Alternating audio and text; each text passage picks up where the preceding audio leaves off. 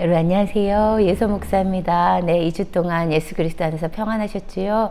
예, 우리가 지난 시간에 7번째 나팔의 의미를 여러분과 함께 보았고, 그 7번째 나팔이 불린 이후로 그리스도 안에서 죽는 자는 복이 있다는 그 말씀을 통해서 우리가 휴거되지 못하고 나팔 재앙 가운데 이 땅에 남아있는 성도들이 어떻게 되는지에 대해서 잠깐 같이 봤습니다. 그 지난 시간에 봤던 내용을 다시 요한계시록의 구조를 보면서 좀 상기를 해보면요. 지난 시간에 봤던 것처럼 요한계시록 10장에서 7번째 나팔의 의미가 선포가 됐었고, 그리고 11장에서 1절부터 13절까지 두 증인의 사역이 주제장으로 나오고 나서 14절부터 19절까지 실제로 7번째 나팔이 불리는 장면이 나옵니다. 그래서 10장에서 선포된 7번째 나팔의 의미는 11장 14절에서 19절을 보면 알 수 있고요. 그리고 12장과 13장 주제장을 거치고 나서 14장으로 오면 1절에서 5절까지 14만 4천의 노래가 나오고 나서 6절에서 20절에 마지막 나팔이 선포됨과 동시에 일어나는 마지막 재앙이 예고됩니다. 그래서 우리가 지금까지 본 요한계시록 10장과 요한계시록 11장 14절에서 19절, 그리고 요한계시록 14장 6절에서 20절을 보면 7번째 나팔의 의미가 진짜 무엇인지를 우리가 알 수 있거든요. 그 7번째 나팔의 의미가 무엇이었는지를 정리를 해보면, 첫째, 구약의 선지자들에 의해 예언된 예수의 나라가 건설된다라는 것이었고, 두 번째, 구약의 선지자들에 의해 예언된 세상 나라의 심판이 이르렀다는 것이었고, 세 번째, 구약의 선지자들에 의해 예언된 세상 백성의 심판의 때가 이르렀다는 것이었어요. 그래서 제가 지난 시간에 이 마지막 나팔 때 세상 나라가 종료가 됐다는 것의 의미가 다니엘 9장과 다니엘 12장으로 미루어 봤을 때 적그리스도에게 주어졌던 7년의 그 통치가 종료됨을 의미한다고 말씀을 드렸습니다. 그래서 우리가 지금까지 그렸던 타임라인에서 전 3년반이 1260일, 후 3년반이 1260일이었는데 그 후 3년반이 끝나는 시간이 바로 마지막 나팔, 7번째 나팔, 즉 셋째 화 때 바벨론의 패망이 선포되고 7년의 그 적그리스도에게 주어졌던 시간이 종료가 됨을 말씀을 드렸습니다. 우리가 분명히 이 과정 가운데서 알 수 있었던 것은 무엇이냐면, 적그리스도의 나라가 우리가 지금까지 생각을 해온 것처럼 아마겟돈 전쟁에 의해서 한 번에 무너지는 것이 아닌 거예요. 한 번에 무너지는 것이 아니었고, 주님께서 지금 나팔 재앙을 마치고 나서 적그리스도의 나라의 패망을 선포하시잖아요. 물론 그 이후에 과도기의 시간이 있지만, 그래서 우리가 보았더니 적그리스도의 나라의 패망을 우리가 아마겟돈에 의해서 한 번에 무너지는 것으로 일회적이고 평면적인 사건으로 보면 안 된다는 것을 깨닫는 것이죠. 무엇이냐면, 적그리스도의 나라는 7년의 시간 끝자락에 있는 나팔 재앙부터 서서히 약화되어 가는 것이에요. 우리가 지난 시간에 모두 그 말씀을 읽었습니다.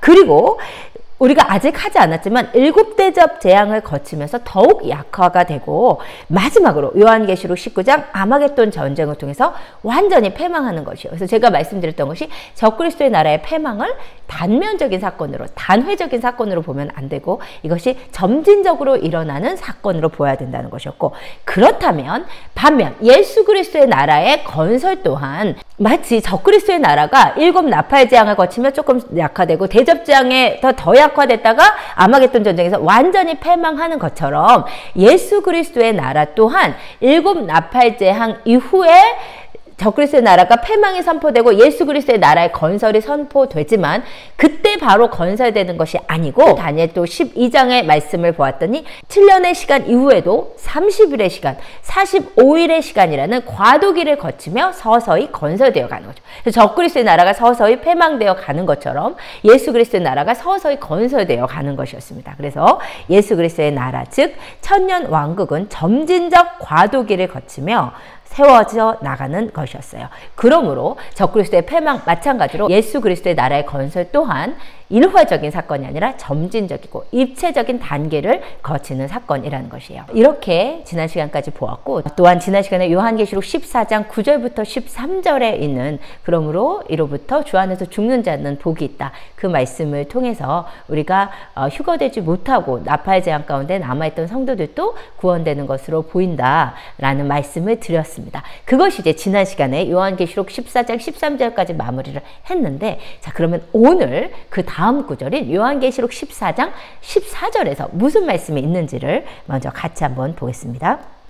또 내가 보니 흰 구름이 있고 구름 위에 인자와 같은 이가 앉으셨는데 그 머리에는 금면류관이 있고 그 손에는 예리한 낫을 가졌더라. 또 다른 천사가 성전으로부터 나와 구름 위에 앉은 이를 향하여 큰 음성으로 외쳐 이르되 당신의 낫을 휘둘러 거두소서.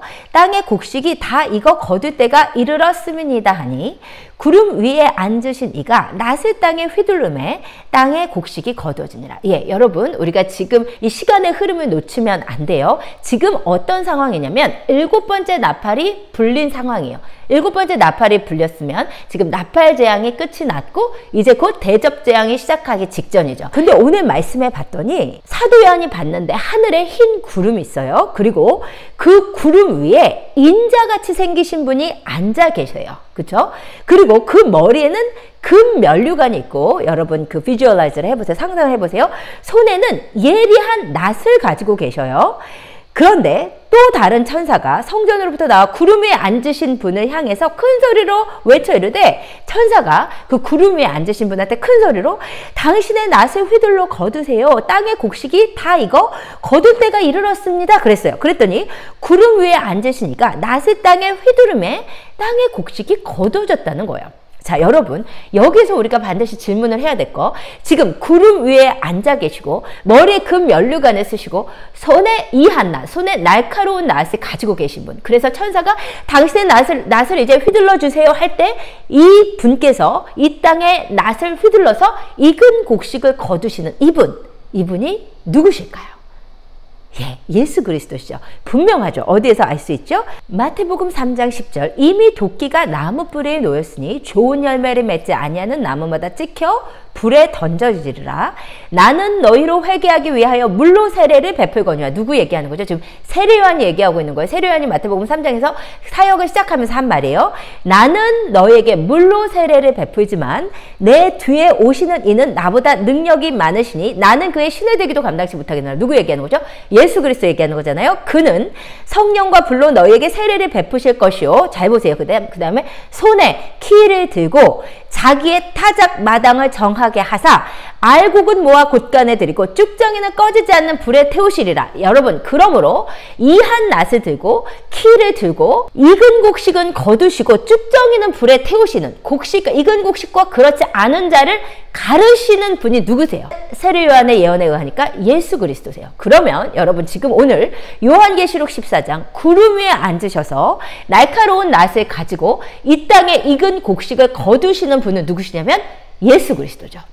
여러분, 그럼 여기에서 우리가 질문을 해야만 해요.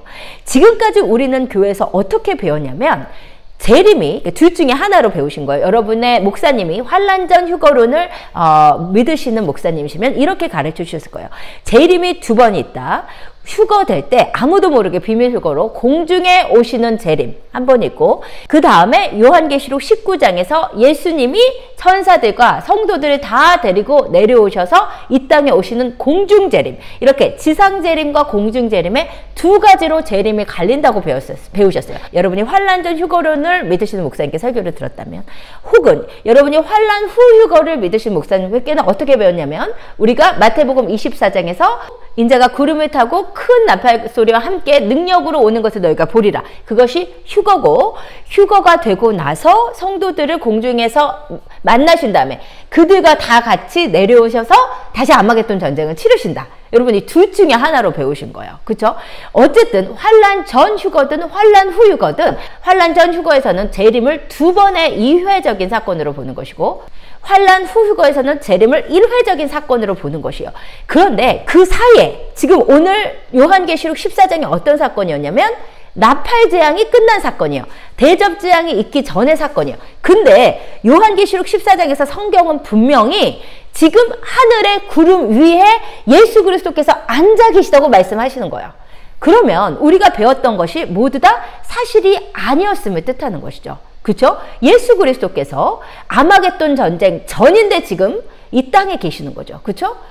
예수 그리스도께서 휴거 후 아마겟돈 전쟁 전 나팔 재앙의 와중에 분명히 예수 그리스도께서 이미 하늘 위에 와 계신 거예요. 이 세상에 와 계신 거예요. 그러면 우리가 지금까지 배웠던 것, 우리가 지금 알고 있던 재림이 한 번이든 두 번이든 단회적인 사건으로 일어나는 것이 아니었음을 우리가 분명히 성경에서 알 수 있는 것이죠. 자, 여러분, 제가 오늘 무슨 이야기를 드리려고 하냐면, 지금까지 봤던 것처럼 적그리스도의 나라가 한 번에, 아마겟돈 때 그냥 한 번에 무너져 버리는 것이 아니고 점진적 과정을 거치며, 나팔 재앙과 대접 재앙을 거치며 서서히 약화되어 가는 것이다. 그래서 적그리스도의 나라의 패망을 연속적 사건으로 봐야 된다고 말씀드렸고, 예수 그리스도의 나라 또한 아마겟돈 전쟁 이후에 갑자기 생기는 것이 아니고, 마지막 나팔이 불릴 때 예수 그리스도 나라의 건국이 선포되지만 그 이후로 30일, 45일의 시간을 갖추며 점진적으로 예수 그리스도의 나라가 건설되어 가는 것이죠. 회복되어 가는 것이에요. 그 과도기의 시간이 있는 연속적인 사건이라고 말씀드렸는데, 마찬가지로, 아니면 그보다 가장 중요한 사실은 뭐냐면, 우리가 지금까지 단회적인 사건으로 알고 있었던 예수 그리스도의 재림 또한 단회적인 사건이 아니라 시간의 간격을 가지고 일어나는 연속적이고 입체적인 사건입니다. 그래서 오늘 여러분께 그 말씀을 드리려고 해요. 자, 오늘 제가 드리려고 하는 말씀의 결론을 먼저 말씀드리면, 예수 그리스도의 재림, 재림이라는 단어는 헬라어로 파루시아라는 단어입니다. 너무 중요한 단어예요. 이 단어, 이 예수 그리스도의 재림은 휴거 때 공중재림, 아마겟돈 때 지상재림, 이런 식으로 두 재림으로 뚝 떨어져서 존재하는 것이 아니고, 휴거를 위해서 공중에 오신 후 천년 왕국이 건설될 때까지 이 땅에서 역동적, 연속적, 입체적으로 예수 그리스도께서 활동하신다는 것을 여러분께 말씀드리고 싶은 것이에요. 여러분, 그 증거가 무엇이냐? 4가지 증거를 말씀드릴게요. 첫 번째는 우리가 제일 먼저 본, 지금 봤던 요한계시록 14장이죠. 요한계시록 14장은 휴거 후 아마겟돈 전쟁 전, 한 번도 우리가 이 땅에 예수 그리스도가 오셔 계시다고 배운 적이 없는 그때 예수 그리스도께서 분명히 계신데 아무도 그것을 우리에게 가르쳐주지 않은 거죠. 그래서 요한계시록 14장 14절에서 16절에 보았더니 분명히 예수 그리스도께서 우리가 이 땅에 계시지 않다고 배운 시간에, 마지막 나팔재앙의 시점에서, 나팔재앙과 대접재앙 사이 그 시점에 예수 그리스도께서 계셨던 것입니다. 두 번째 증거는 예수님의 피 뿌린 옷입니다. 요한계시록 19장에서 예수님께서 하늘의 성도들과 다 함께 오셔서 이 땅에서 적그리스도의 세력을 이제 완전히 박멸시키는 그 아마겟돈 전쟁이 있는데, 그때 예수님의 입으신 옷이 피가 뿌려져 있다고 요한계시록 19장에 기록하고 있거든요. 그 말씀 함께 읽어보겠습니다. 또 내가 하늘이 열린 것을 보니 보라, 백마와 그것을 탄 자가 있으니 그 이름은 충신과 진실이라. 그가 공의로 심판하며 싸우더라. 그 눈은 불꽃 같고 그 머리에는 많은 관들이 있고 또 이름 쓴 것 하나가 있으니 자기밖에 아는 자가 없고, 또 그가 피 뿌린 옷을 입었는데 그 이름은 하나님의 말씀이라 칭하더라. 여러분, 이 요한계시록 19장에서 아마겟돈 전쟁을 위해서 내려오시는 이분이 예수 그리스도이심을 부인하는 신학은 전혀 없습니다.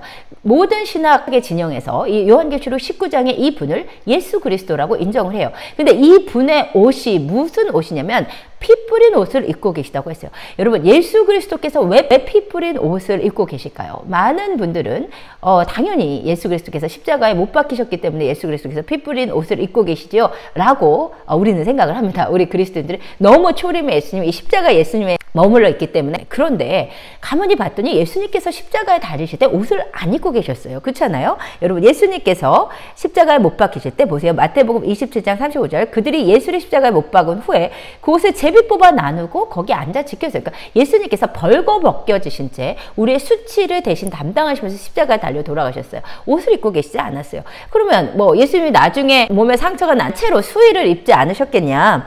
그런데 여러분, 누가복음 24장 11절 보세요. 사도들은 그들의 말이 허탄한 듯이 들려 믿지 아니하나 베드로는 일어나 무덤에 달려가서 구부려 들여다보니 세마포만 보이는지라 그 된 일을 놀랍게 여기며 집으로 돌아가냐. 이게 무슨 말이냐면, 세마포 옷을 입으셨던 것은 마저 보이는데 예수님께서 부활하실 때 그 몸을, 그 옷을, 세마포 옷을 입으신 채로 부활하지 않고 그 세마포 옷은 그대로 무덤에 놓고 부활하셨어요.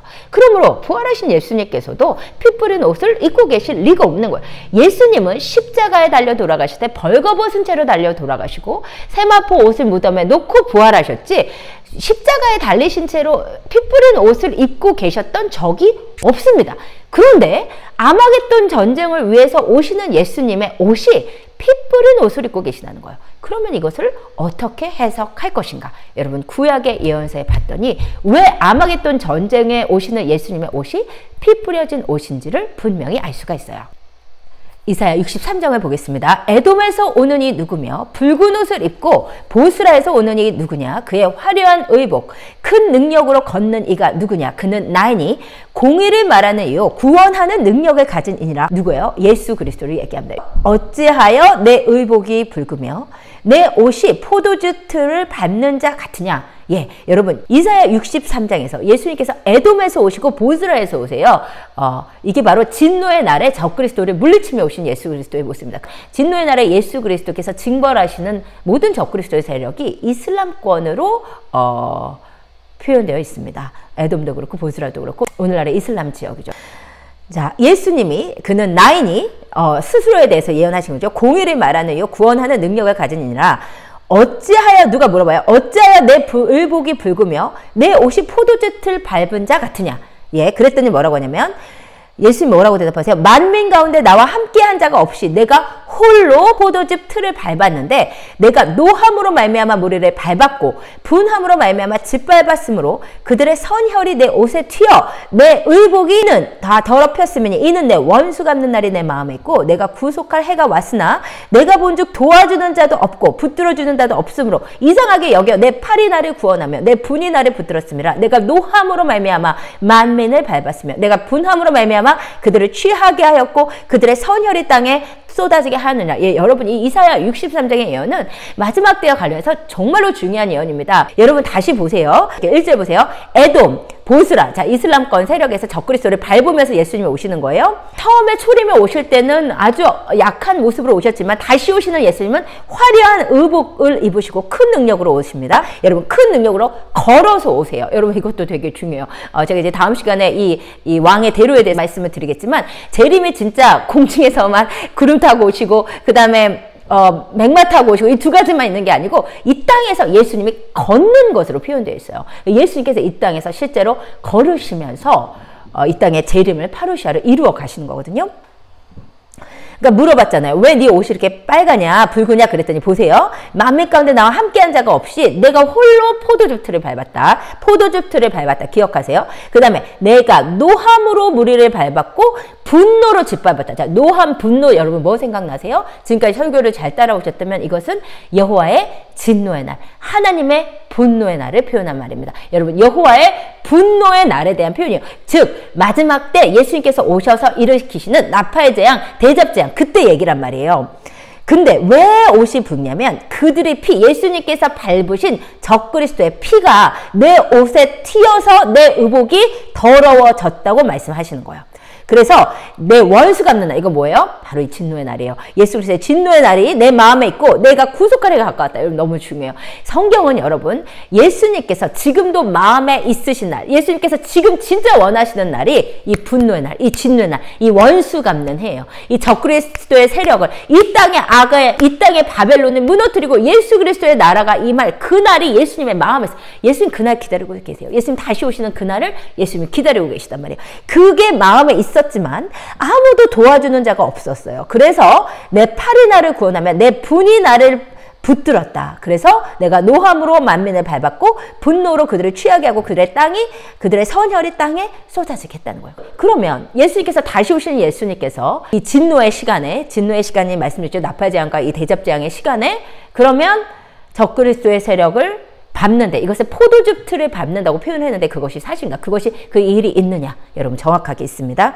요한계시록 14장 보세요. 또 내가 보니 흰 구름이 있고 구름 위에 인자 같으니까 앉았는데 그 머리에는 금면류가 있고 그 손에 예리한 낫을 가졌다. 그 다음에 그 천사가 15절에 낫을 휘둘러 주소서 하니까 16절에 구름에 앉으시니 예수 그리스도께서 낫을 휘두르시며 땅에 곡식 거둬줬다 그랬어요. 그 다음 보세요. 17절. 또 다른 천사가 하늘에 있는 성전에서 나오는데 역시 예리한 낫을 가졌더라. 또 불을 다스리는 다른 천사가 제단으로부터 나와 예리한 낫 가진 자를 향하여 큰 음성으로 불러 이르되 내 예리한 낫을 휘둘러 땅에 포도 송이를 거두라. 그 포도가 익었느니라 하더라. 천사가 낫을 땅에 휘둘러 땅에 포도를 거두어 하나님의 진노의 큰 포도주 틀에 던짐에 성 밖에서 그 틀이 밟히니 틀에서 피가 나서 말 굴레에까지 닿았고 1600 스타디온에 퍼졌더라. 여러분 분명하죠. 요한계시록 16장에 보니까 예수님께서 요한계시록 16장에서 이제 천사와 함께 포도주 틀을 밟는 거예요. 근데 이 장면에 대해서 아까 본 이사야 63장에서 누구도 나를 도와주는 자가 없기 때문에 내가 진노의 포도주 틀을 밟았다. 만민의 세력을 밟았기 때문에 내 피가 튀어서 내 옷이 빨개졌다. 내 옷이 붉어졌다고 말씀하는 거예요. 여러분 그러면 이 이사야 63장과 요한계시록 14장과 요한계시록 19장의 말씀을 함께 보았더니 아마겟돈 전쟁을 위해서 오시는 예수님의 옷이 피로 붉은 이유가 뭐예요? 예수님 십자가에 달려 돌아가셨기 때문이 아니고 예수님께서 이미 아마겟돈 전쟁 전에 예수님의 발이 이 땅에 있으셨고 예수님께서 이 땅에 걸으시면서 이 땅의 적그리스도의 세력을 이미 멸하고 계셨음을 의미하는 거예요. 여러분 무슨 말입니까?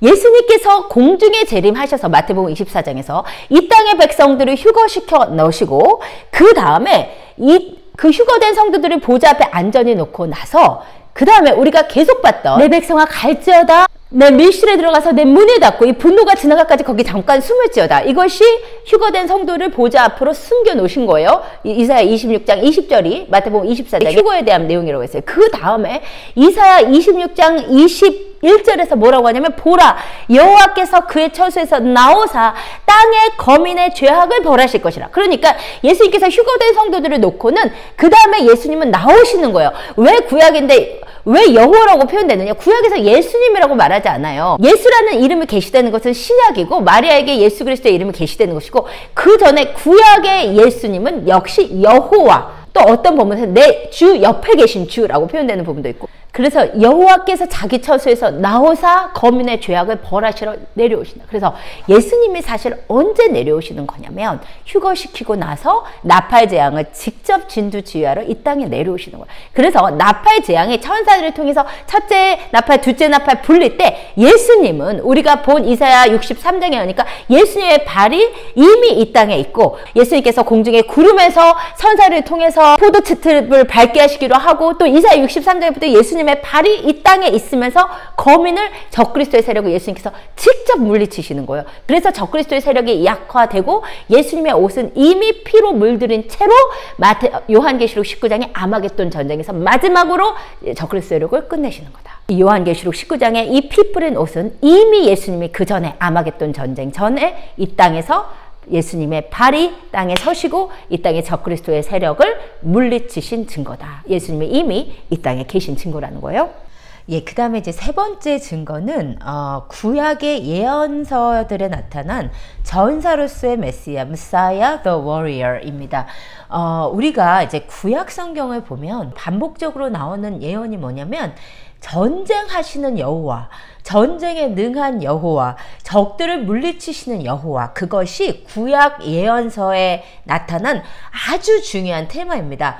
그런데 이것을 우리는 읽을 때 어떻게 해석을 하냐면 이 이름이 여호와 혹은 하나님으로 표현되어 있기 때문에 성부 하나님으로 생각을 하고 또 성부 하나님께서 이 땅에서 전쟁을 하시는 적이 없기 때문에 우리는 이 모든 구절들을 상징적으로 해석합니다. 혹은 옛날에 이방 나라들이 이스라엘을 쳐들어왔을 때 이스라엘을 도와주시는 하나님, 그 정도로 해석을 하는 거예요.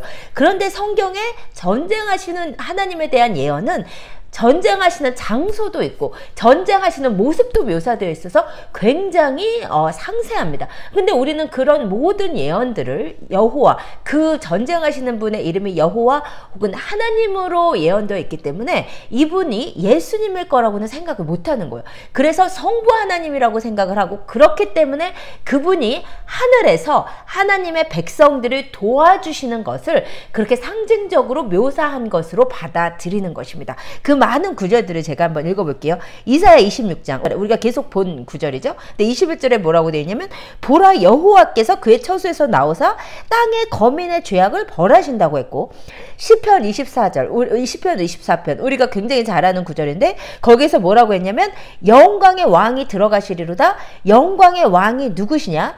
강하고 능한 여호와시오 전쟁에 능한 여호와시다. 여호와가 전쟁에 능하시다는 거예요. 그 다음에 시편 68편 1절 하나님이 일어나시니 원수들은 흩어지며 주를 미워하는 자들은 주 앞에서 도망하리다. 그 다음에 시편 110편 주께서 그의 노하시는 날에 왕들을 쳐서 깨뜨리실 것이라. 문나라를 심판하여 시체로 가득하게 하시고 여러 나라의 머리를 쳐서 깨뜨리신다 그랬고요. 이사야 42장 13절 여호와께서 용사같이 나가시며 전사같이 분발하여 외쳐 크게 부르시며 그 대적을 크게 치시리로다. 하박국 3장 오직 주께서 그들의 전사의 머리를 그들의 창으로 찌르셨다. 스가랴 12장 예루살렘을 치러 오는 이방 나라들을 그날에 내가 멸하기를 힘쓰리라. 우리는 모든 이런 구절을 이 구절에 계신 그 분이 여호와 혹은 하나님으로 하나님으로 불리고 있기 때문에 성부 하나님으로 생각을 하고 그렇기 때문에 이것을 굉장히 상징적으로 해석을 합니다. 이 땅에서 이방 나라들이 쳐들어왔을 때 이스라엘이 도와주시는 하나님 또는 이것을 신약에 우리한테 적용해서 우리의 삶에 뭐 여러 어려움이 있고 영적 공격이 있을 때 나를 도와주시는 하나님 이 정도로 우리가 생각하고 지나간단 말이에요. 그런데 그러한 해석은 옳지 않다고는 말씀을 드릴 수 없지만 왜냐하면 성경은 우리가 영적으로 해석할 수 있고 오늘날 우리에게 적용할 수 있으니까. 그러나 그것이 이 구절들의 궁극적이고 완전한 해석은 아니라는 것이요. 여러분 무슨 말씀을 드리냐면요. 구약에 예수 그리스도에 대한 예언이 우리가 생각하는 것보다 훨씬 많습니다. 그런데 우리는 그 구절들을 대부분의 구절들을 예수님에 대한 예언이라고 생각하지 못하고 성부 하나님에 대한 예언이라고 생각하고 넘어가요. 왜냐하면 그 구절들에 예언하고 있는 분이 하나님 또는 여호와라고 칭해지고 있기 때문에. 그런데 성경을 봤더니 분명히 성부 하나님뿐만 아니라 예수 그리스도를 예언할 때도 여호와 혹은 하나님이라고 표현하고 있어요. 대표적인 구절이 이사야 9절입니다. 이는 한 아기가 우리에게 낳고 한 아들을 우리에게 주신 바 되었는데 그의 어깨에는 정살이 메었고 그의 이름은 기묘자라 모사라 전능하신 하나님이라 영존하시는 아버지라 평강의 왕이라 할 것이라. 그 정사와 평강에 더함이 무궁하며 또 다윗의 왕좌와 그의 나라에 군림하며 그 나라를 굳게 세우고 지금 이후로 영원히 정의와 공으로 그것을 보존하실 것이라. 만군의 여호와 열심히 이를 이루리라. 여러분 이 이사야 9장 6절이 예수 그리스도에 대한 예언임을 부인하는 것은 어렵습니다. 그쵸? 한 아기가 낳는데 정사를 메었고 기묘자라 모사라 그리고 그에게 다윗의 왕자와 그의 나라의 군림함이 있을 것이다. 예수 그리스도에 대한 예언이 분명해요. 그분에 대해서 성경이 뭐라고 칭하고 있냐면 전능하신 하나님이라 영존하시는 아버지라. 여러분 우리는 아버지 당연히 성부 하나님을 생각하는데 성경에서 심지어 예수 그리스도를 예언할 때 아버지라는 단어를 쓰고 있고 또한 전능하신 하나님이라는 표현을 쓰고 있다는 것이에요. 여러분 그러면 우리가 이러한 구절을 통해서 깨달아야 되는 것은 뭐냐면 구약에서 예수 그리스도에 대한 예언을 말할 때 예수라는 단어를 쓰지 않는다는 것입니다. 여러분 예수라고 하는 단어는 신약에 마리아에게 계시된 이름이었고 그러므로 예수라는 이름을 찾으면 구약에서 예수님에 대한 예언을 찾을 수가 없는 거예요. 예수님이 예수님이라고 묘사되어 있지 않고 구약에서 예수님을 예언할 때 하나님, 기름 부음 받은 자 혹은 여호와로 표현되어 있어요. 여러분 그렇다면 우리가 다시 구약의 예언들 가운데 아직 직접적으로 성취되지 않은 것들을 우리가 상징적 영적으로 하나님을 표현하는 것이라고 생각하는 것을 멈추고 이것이 아직 이루어지지 않았다면 다시 오시는 예수 그리스도에 대한 예언일 것이라고 생각을 해야 되는 것이에요. 여러분 그러고 봤더니 신약에 다시 오시는 예수님은 분명하게 의심할 여지가 없이 전쟁하시는 예수님으로 오십니다. 요한계시록 19장 또 내가 하늘이 열린 것을 보니 보라 백마와 그것을 탄 자가 있으니 그 이름은 충신과 진실이라. 그가 공의로 심판하며 싸우더라. 아 여러분 이제 깨닫는 거예요. 구약의 중요한 모티브 중에 하나가 뭐냐면 전쟁하시는 여호와거든요. 전쟁하러 오시는 메사야, the warrior. 이게요 구약에서 정말로 중요한 주제입니다. 이게 구약학에서는 굉장히 중요한 주제인데 그리고 이것이 신약에 다시 오시는 예수님에 대한 예언인데 이것이 교회 성도님들에게 프리칭이 안 되는 거예요. 제가 잘 알고 있습니다. 제가 지금 프리칭하는 내용이 일반 교회 대중 성도님들에게 너무 생소하고 어려운 내용인 것을 아는데 제가 믿기 듣기로는 신학이라고 하는 것, 신학교에서 연구되고 가르쳐지는 것이 교회를 이롭게 해야 된다고 믿어요. 신학이 그냥 상아탑 안에서 그냥 연구하고 끝나는 것이면 신학이라는 학문은 아무런 의미가 없다고 저는 믿어요. 제가 무슨 말씀을 드리냐면 구약학의 중요한 연구의 주제인 이 전쟁하는 메시아가 신약의 예수 그리스도를 예언하는 것인데 이것에 대한 논의가 그냥 논문에서만, 그냥 상아탑에서만, 그냥 신학교에서만 머물고 이게 성도님들한테 전달이 되지 않으니까 성도님들이 구약 성경을 읽으면서 전쟁하시는 메시아, 전쟁하시는 여호와가 끊임없이 나오거든요. 이게 무슨 내용인지 몰라요. 그냥 상징적으로 지금 나를 도와주시는 하나님인가 보다 하고 넘어간단 말이에요. 근데 그것이 아니라는 것이요. 전쟁하는 여호와가 드디어 성경에 나온다. 어디 나오냐? 요한계시록 19장에서 다시 오시는 예수님이 전쟁을 하시더라는 거예요. 그 눈은 불꽃 같고 그 머리에는 많은 관들이 있고 또 이름 쓴 것 하나가 있으니 자기밖에 아는 자가 없고 또 그가 피 뿌린 옷을 입었는데 그 이름은 하나님의 말씀이라 칭하더라. 하늘에 있는 군대들이 희고 깨끗한 세마포 옷을 입고 백마를 타고 그를 따르더라. 그의 입에서 예리한 검이 나오니 그것으로 만국을 치겠고 친히 그들을 철장으로 다스리며 또 친히 하나님이고 전능하신 이의 맹렬한 진노의 포도들을 밟으리라. 너무너무나 명확하게 전쟁하시는 이미지가 예수 그리스도의 것이나, 여러분 그렇다면 우리가 그런 개념을 갖고 아까 읽었던 성경 구절들을 다시 보자는 거예요. 이사야 26장에 다시 보면 여기에서 여호와께서 그의 처소에서 나온다. 그래서 땅의 거민을 벌한다고 하셨는데 여호와께서 직접 하늘에서 오셔서 땅의 거민을 벌하는 게 요한계시록 19장의 예수님이잖아요. 이게 예수님에 대한 예언이구나. 이것을 우리가 알아야 되는 거예요. 영광의 왕이 들어가시는데 전쟁에 응한 여호와가 이 예루살렘 문으로 들어가시는 거야. 이게 예수 그리스도께서 적그리스도를 이기고 승리하시는 입성에 대한 내용이구나. 시편 68편 하나님이 일어나시니 똑같은 거예요. 이사야 26장에는 똑같은 예수 그리스도께서 전쟁하러 오신다는 얘기예요. 원수들은 흩어지며 주를 미워하는 자들은 주 앞에서 도망하리이다. 여러분 시편 110편은요 더 너무나 명확하죠. 보세요. 주의 오른쪽에 계신 주께서, 그렇구나. 성경에서 가끔씩 구약에서 예수 그리스도를 예언할 때 예수라는 이름은 계속 쓰지 않았지만 주의 오른쪽에 계신 주라는 엄청난 표현을 다윗이 쓰고 있는 거죠. 여러분 다윗의 시편을 읽어보면 다윗이야말로 진짜로 시대를 초월해서 정말로 성령의 임재를 경험했던 사람이에요. 그래서 다윗의 시대에 이 성자 예수님에 대한 계시가 되지 않았음에도 불구하고 다윗이 성령님의 임재 가운데 하늘 보좌를 봤더니 자기의 주님이 계신데 주님 오른쪽에 또 주님이 계시더라는 거예요. 그분이 예수님인지는 모르지만 다윗이 쓰기를 주의 오른쪽에 계신 주라고 표현한 거예요. 근데 주의 오른쪽에 계신 주, 우리가 아는 예수 그리스도께서 무슨 일을 할 것이라고 예언하냐면 그의 노하시는 날, 뭐예요? 우리가 계속 본 진노의 날, 분노의 날에 왕들을 쳐서 깨뜨리실 것이다. 그렇구나. 즉 결국 구약에 예언된 왕들을 쳐서 깨뜨리는 전쟁하시는 여호와는 성부 하나님이 아니고 주 오른쪽에 계신 주 예수 그리스도라는 거예요. 문나라를 심판하여 시체로 가득하게 하시고 여러 나라의 머리를 캐서 깨뜨리신다. 이사야 42장 여호와께서 용사같이 나가시며 전사같이 분발하여 외쳐 크게 부르시며 그대저 크게 치르다. 여러분 이런 전쟁하시는 여호와에 대한 그 테마는요 구약 예언서에 정말로 중요한 테마이고, 여러분이 이거 다시 생각하시면서 구약을 읽어보세요. 예언서들을 읽어보세요. 전쟁하시는 여호와가 수도 없이 나오는데 우리는 그것들이 성자 예수님, 다시 오시는 예수 그리스도의 전쟁을 의미하는 것인지를 모르고 그냥 지금까지 넘겼다는 거예요. 여러분 사실 구약에 여러분이 우리가 초림과 관련해서 알고 있는 대표적인 구절들이 사실 되게 몇 구절밖에 안 됩니다.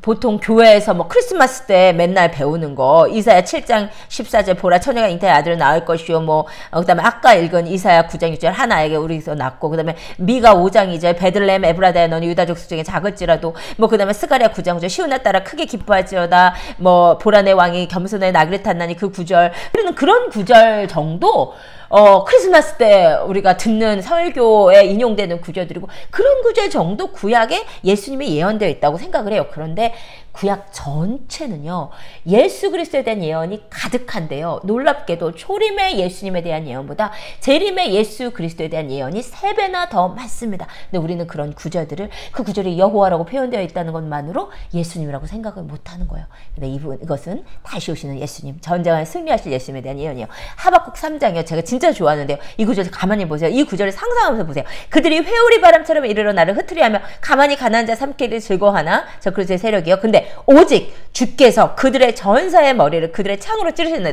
여러분 이거 진짜 무슨 Marvel's Avengers 무비에 나오는 거잖아요. 주님께서 그들의 전사의 머리를 그들의 창으로, 그러니까 예수님께서 진짜 무슨 슈퍼히어로 무비에서 전쟁을 하듯이 그들의 창을 뺏어서 그들의 머리를 치신다는 거예요. 이거 진짜 일어날 일이에요. 여러분 이것이 상징이 아니고 예수님 오셔서 진짜 이렇게 싸우신다는 얘기예요. 성경을 문자 그대로 받아들이는 것이 얼마나 중요한지 몰라요. 스가랴 12장 9절 예루살렘을 치러 오는 이방 나라들을 그날에 내가 멸하기를 힘쓰리라. 여러분 그래서 이 구약에 수도 없이 예언되어 있는 이 전쟁하시는 여호와에 대한 예언이 바로 예수 그리스도께서 직접 내려오셔서 이 마지막 시간에 전쟁에 직접 참여하시며 싸우신다는 중요한 증거가 된다는 것입니다.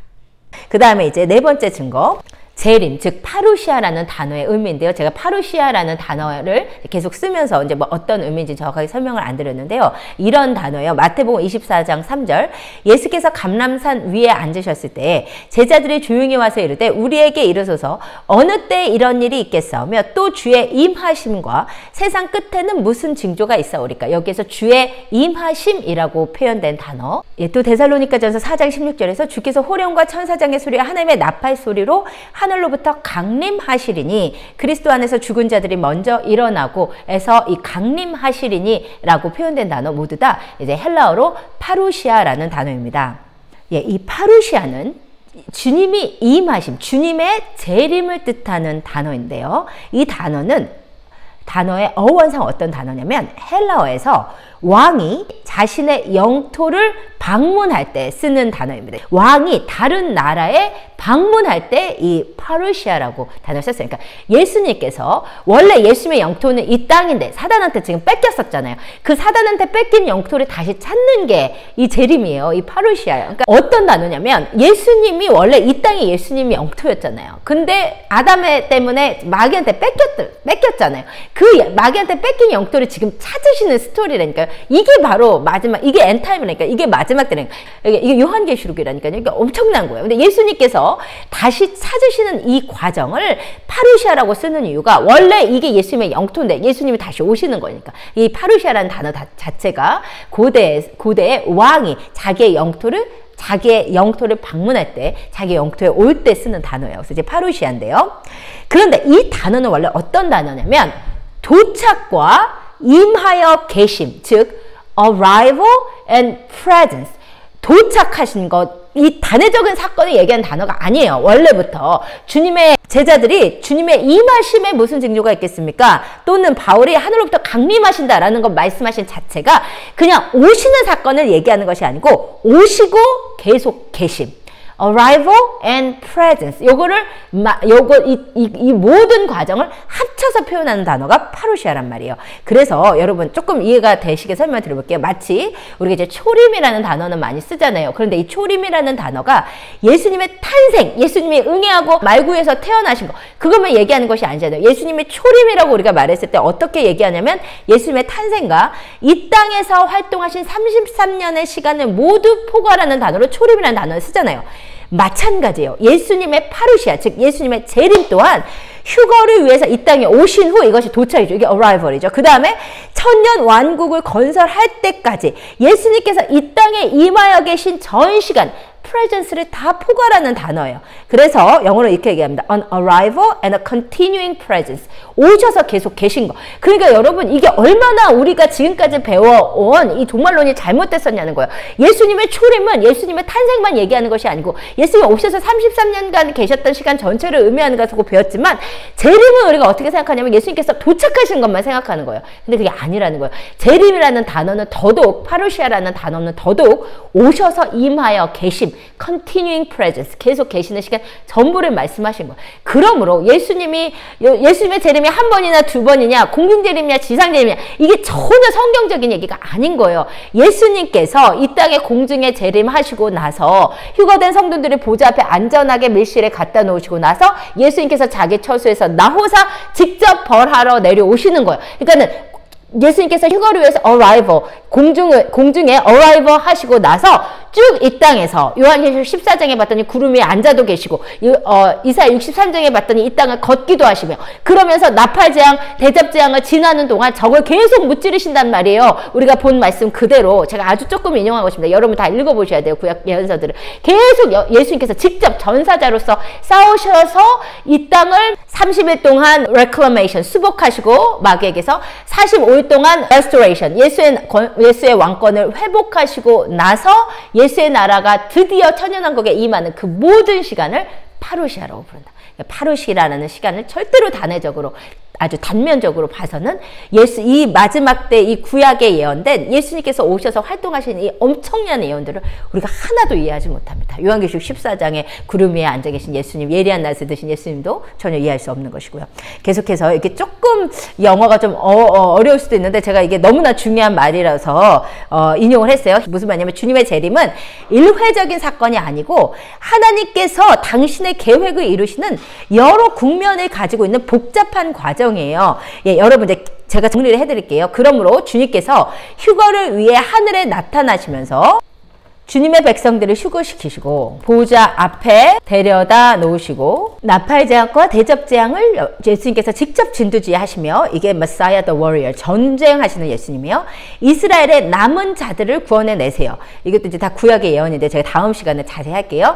아마겟돈 전쟁을 위해서 성도들을 데리고 오시고 이 땅의 천년 왕국을 이루실 때까지 그 복잡한 과정 전부가 파루시아이지 단회적 사건으로 끊어서 이해할 경우에 재림을 전혀 오해하게 되는 것입니다. 여러분 그렇다면 여러분 제가 초반부에 이 마지막 때와 관련해서 정말 중요한 단어가 주님의 날, the day of the Lord, 주님의 분노의 날, 주님의 진노의 날, 여호와께서 아시는 한 날, 그날 여호와의 마음에 있는 한 날, 그게 다 어떤 날이라고 했냐면 이는 아니고 이는 주님의 이 땅을 향한 진노가 아니었고 나팔재앙과 대접재앙의 시간, 이 주님의 진노의 날이라고 말씀을 드렸죠. 그렇다면 우리가 방금까지 본 파루시아는 주님께서 진노의 날에 직접 오셔서 이 땅에서 적그리스도의 세력을 물리치시는 그 모든 시간이 파루시아라고 말씀드렸어요. 여러분 그렇다면 파루시아와 주님의 진노의 날은 거의 같은 개념, 같은 시간대, 동시간대를 의미하는 단어라고 말씀드릴 수 있겠습니다. 여러분 이해가 되셨나요? 여러분 그래서 언제부터 주님의 날이라고 말씀드렸냐면 휴거 후, 그러니까 6째 인과 7번째 인 사이에 휴거가 있고 인이 쳐지고 나서 그 다음에 예수님께서 7째 인이 떼지고 나서 7 나팔 재앙부터 직접 오셔서 이 땅에서 주님의 분노의 날을 주님께서 전쟁하시는 예수님으로서 직접 지휘하시죠. 그 시간이 파루시아인데 그 시간이 주님의 날과 동시대 시간이라는 것입니다. 여러분 제가 오늘 한 메시지는 정말 중요한 메시지인데 제가 봤을 때는 아마 여러분 중에 99.9%는 정말 처음 들으신 내용이라고 생각이 들고요. 이거는 미국에서도 학계에서도 지금 최근에 나오고 있는 연구들이고 또 미국 기독교계에서도 이제 아주 이제 지금 막 연구되기 시작하지만 굉장히 활발하게 또 지지를 얻고 연구되는 것입니다.